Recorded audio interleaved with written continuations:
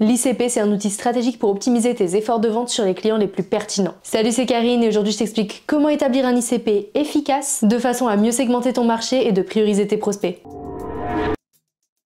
L'ICP ou Ideal Customer Profile a été conçu pour améliorer le taux de conversion tout en réduisant le temps perdu sur les leads non pertinents. En gros, tu vas représenter avec les critères détaillés le type d'entreprise qui constitue un client idéal pour ton produit ou ton service et donc qui a le plus de chances de convertir.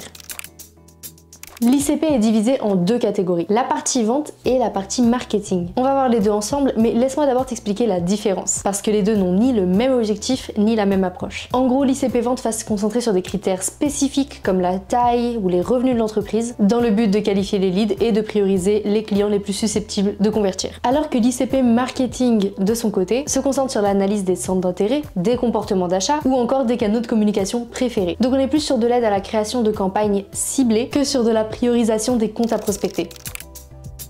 On a aussi beaucoup tendance à confondre l'ICP et le buyer persona. Alors c'est quoi la différence? Eh bien l'ICP est centré sur l'entreprise et est particulièrement utilisé dans les environnements B2B. Alors que le buyer persona est centré sur l'individu et est utilisé en B2B mais aussi en B2C. En gros, le buyer persona représente l'acheteur type ou l'utilisateur final, alors que l'ICP représente l'entreprise type. Après, même s'ils sont différents, l'ICP et le buyer persona sont souvent utilisés ensemble pour obtenir une approche de vente et de marketing plus cohérente et ciblée.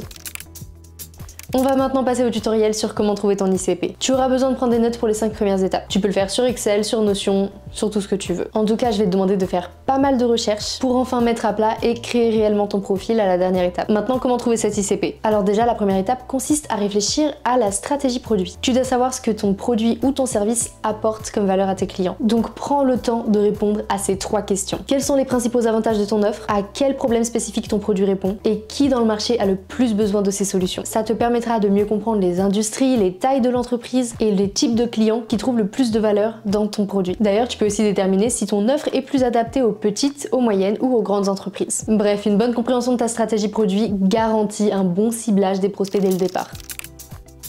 Ensuite, tu vas choisir une liste de clients qui pour toi représente ta cible idéale. Donc déjà, tu peux commencer par analyser tes clients existants en identifiant ceux qui tirent le plus de valeur de ton produit ou service et qui ont le meilleur taux de satisfaction. Ça te permettra de comprendre quel est le type d'entreprise qui a le plus de chances de matcher avec ton offre. Pense à retenir particulièrement les gens qui sont fidèles et qui génèrent régulièrement du revenu. Ça va te permettre d'affiner les critères qui définissent ton client idéal.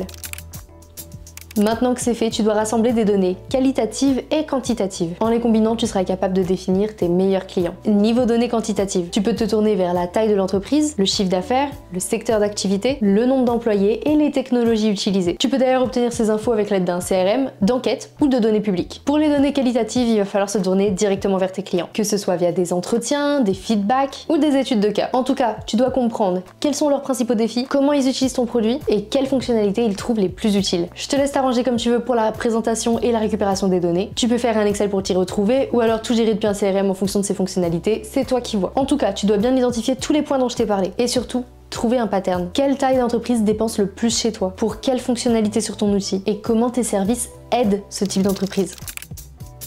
Bon, tu as segmenté les différents types de cibles, maintenant on va passer à la segmentation psychographique et comportementale. Alors déjà, la segmentation psychographique va te permettre de comprendre les motivations profondes de ton client, c'est-à-dire ses valeurs, ses croyances et ses comportements d'achat. On en a besoin pour adapter tes messages pour toucher directement ce qui motive ses décisions. Imaginons que tu es une entreprise cherchant à innover. Elle répondra différemment à ton offre qu'une entreprise priorisant la stabilité. Et c'est pour ça que tu dois savoir sa motivation, pour personnaliser ton approche. Ensuite, il y a la segmentation comportementale, qui donc permet de cibler les clients en fonction de leur manière d'interagir avec ton produit. Par exemple, certains clients achètent régulièrement, d'autres seulement pendant les promotions. Et comprendre cette différence va te permettre d'affiner ta stratégie de communication et ensuite proposer des offres pertinentes à chacun de ces clients types. Donc dans la pratique, à toi de catégoriser le type de profil que tu retrouves. Je te conseille quand même de directement questionner tes clients, mais tu peux toujours émettre des théories de ton côté pour cette partie.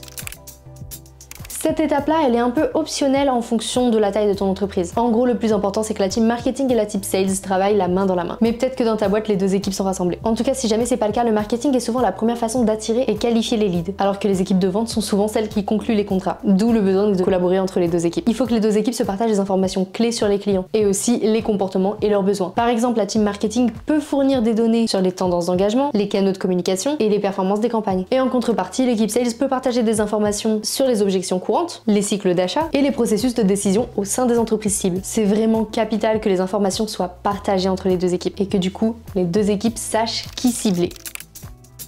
Et enfin pour cette dernière étape, on va rassembler toutes les informations collectées dans les 5 autres étapes, dans le but d'avoir une vue claire et précise sur ton client idéal. Ton profil devra inclure des données firmographiques, donc le secteur, la taille d'activité, le chiffre d'affaires, et des données psychographiques, les besoins, les motivations, les défis. Et bien sûr les informations sur le processus d'achat, donc qui sont les décideurs et quels sont leurs canaux de communication préférés, mais aussi les technologies utilisées par tes prospects. Tout ça, on va pouvoir le regrouper dans 8 catégories qui formeront ton ICP. Tu vas pouvoir faire une partie industrie, où tu ajouteras le type d'entreprise qui représente ton ICP, leur localisation et leur budget, mais aussi la taille de l'entreprise. Pense à bien noter qui sont les décideurs dans l'entreprise par rapport à tes services, car ce sont ces personnes qu'il faudra cibler au sein de l'entreprise. Ensuite, tu notes les points de douleur et les objectifs commerciaux, qui peuvent être court terme, moyen terme ou même long terme. Et enfin, les technologies utilisées et les canaux de communication préférés dont je parlais plus tôt. Bon, dans tous les cas, comme l'ICP concerne souvent plutôt le B2B, on sera souvent sur de l'email professionnel et LinkedIn pour la dernière partie. Et voilà, je pense que tu sais tout. Si la vidéo t'a plu, pense à t'abonner, ça fait toujours plaisir. Et si tu as des questions, je t'attends en commentaire. À bientôt pour d'autres vidéos.